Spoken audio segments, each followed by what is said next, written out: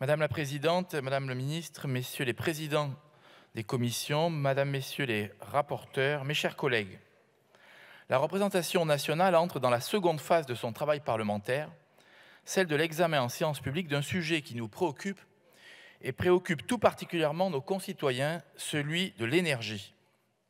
Ce texte porte plus exactement sur les moyens permettant d'accélérer l'installation des énergies renouvelables dans nos territoires et n'a de fait ni vocation à lutter contre les risques de coupure d'électricité qui planent sur les Français cet hiver, ni vocation à renforcer notre souveraineté énergétique, puisqu'il recourt massivement aux éoliennes terrestres allemandes et aux panneaux photovoltaïques chinois, ni vocation à avoir une électricité plus écologique, dans la mesure où la France bénéficie déjà d'une électricité massivement décarbonée grâce à son mix basé sur le nucléaire et sur l'hydroélectricité.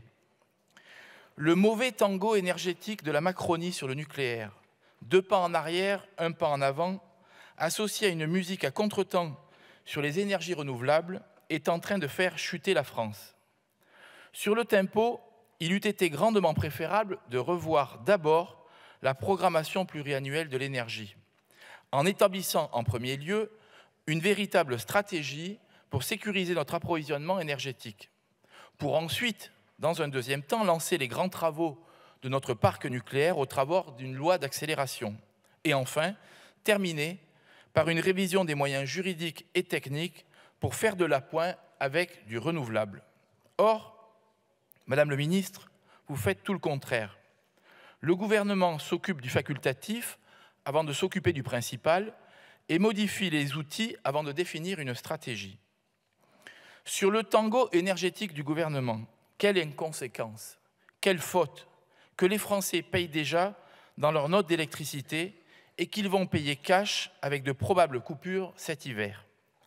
La conversion subite au nucléaire du président il y a quelques mois, tel Saint Emmanuel sur le chemin de Belfort, ne peut masquer les 10 années qu'il a passées à décimer la filière en tant que ministre et en tant que chef d'État. La production des 2 réacteurs de Fessenheim, fermés par calcul électoral, nous aurait été fort utile cet hiver, reconnaissez-le. Vous ne pouvez pas communiquer sur l'importance de la sobriété, donner chaque jour des leçons aux Français, les infantiliser en prenant la doudoune et l'écharpe, et dans le même temps, ne pas assumer vos erreurs manifestes qui ont conduit la France de grenier à neutrons de l'Europe à mendiant énergétique. Le développement du renouvelable, utile mais intermittent, sans couplage avec une énergie pilotable, n'a d'ailleurs pas de sens. Et c'est bien là que le bât blesse. Quel est exactement le sens de ce texte, profondément remanié depuis sa présentation initiale au Sénat? 39 articles supprimés et 25 ajoutés, sans compter les nouvelles rédactions d'articles. Vous l'aurez néanmoins remarqué, durant nos travaux en commission, nous sommes ouverts au dialogue lorsqu'il s'agit d'avancer pour l'intérêt des Français, avec des lignes directrices claires. Nous défendons nos territoires ruraux et l'importance de leurs élus de terrain. Leur avis conforme doit être garanti pour accueillir les projets d'ENR. En cas de refus, rien ne doit pouvoir leur être imposé, c'est la base de toute acceptation locale. Nous défendons l'exclusivité de ces zones d'accélération afin d'éviter un développement anarchique de l'éolien sur notre territoire. Décider à Paris de l'aménagement du territoire sans prendre en considération les effets de saturation, la beauté de nos paysages et les contraintes naturelles ne serait que folie. Nous défendons l'éloignement des éoliennes de nos habitations et de nos côtes.